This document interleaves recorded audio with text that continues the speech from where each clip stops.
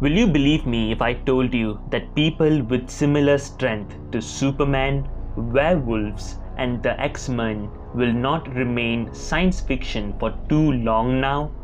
With the way the world is growing right now, anyone can possibly become superhumans in the future, and the first steps have been taken. Soon enough, maybe within our lifetime, this will happen.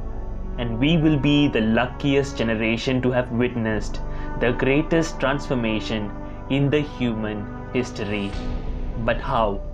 What are we doing?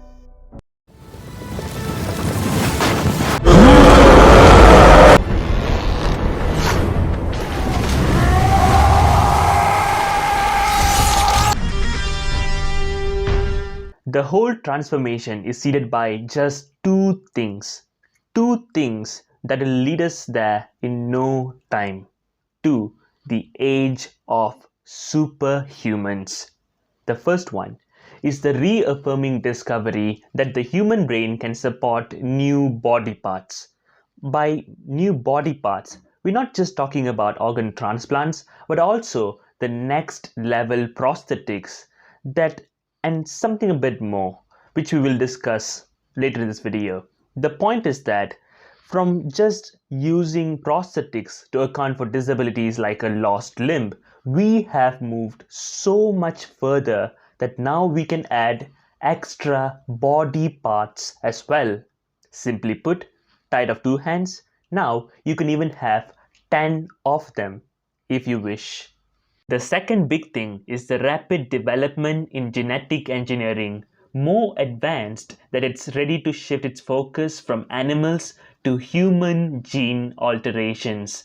Basically, a mutation like in the X-Men movies is looking more possible than ever at the very moment. It seems pretty much basic, making it hard to realize how groundbreaking it actually is. And here's why. The biggest problem we had with organ transplant was organ rejection. Technically, your body will assume the new organ as a foreign substance and start fighting it. The best part is that it may not stop fighting it until it kills the new organ, which will in return make the entire transplant useless and the patient's fate will be sealed anyways. So that's why the medical experts got more specific about the relationship of the organ donor with the patient. The patient's body is less prone to reject an organ from a family member or close relatives because of their genetic compatibility. Even then, there may be some efforts of fight, but eventually the body will start adapting to it. Turns out the brain is more capable than the medical experts might have expected it to be. Recently, there have been studies involving extra body parts and their connection to the human brain with astonishing results. Some people, these researchers, they added a third thumb to a few participants' hands. Their control of the third thumb was led by a wireless pressure sensor placed at their leg ankles. Most of them could naturally adapt to this in a very fast pace, and some of them even claimed that it felt like their own finger. After continuing the use for a few more days, their brain has got used to using the third thumb and learned to live with it. It didn't feel alien at all, as all the participants could actually perform daily tasks in a very efficient way. But the real catch came in when the third thumb was removed. Neurologically, the brain activity was similar to when they had the extra thumb attached to their hands. Our takeaway is that the brain is very much capable of adapting to extra body parts. How long do you think it will take before the same thing happens to internal organs? Instead of having to find genetically compatible organs for transplant, we may actually move towards the mechanical organs. But it will not be as simple as the application of augmented third thumb, as it involves something more important: genetics. Before we could go any further, head on to our channel to find more interesting videos. Do not forget to subscribe to our channel and ring the notification bell so that you won't miss any of our videos. And that's where genetic engineering jumps in to bring this game to the next level. Remember when we said organ rejection can be avoided by finding genetically compatible organs during transplants? What do you think genetic compatibility is? If genetics are thought of as fundamental codes that build up the cells in human body, then genetic compatibility is the matching of the codes. Since the family members and close relatives are the closest descendants of the patient's ancestors, it is expected that they will have genetics that will match up to a great percentage. With what genetic engineering is already looking into right now, they may be able to alter genetics of people very soon. This means that they can ideally make the genetics of a patient to match 100% with his donor to completely avoid rejection. Although we are not entirely sure if this can be done practically, it's quite hopeful. On the other hand, there is a whole new possibility.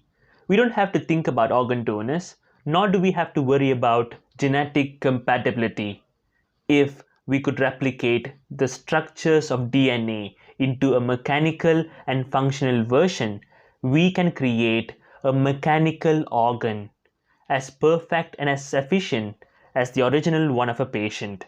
If this happens, although stem cell research is partly doing just that, it gives us a more promising possibility that will lead us to a whole new era. How exactly does it fit in our vision of superhumans in the future? Who are superhumans? Superman, X-Men, werewolves, vampires. What sets them apart is their super abilities: impeccable strength, unbelievable speed, supreme senses, supernatural features. All of them can be iterated to exceed our imagination. You want Wolverine's claws?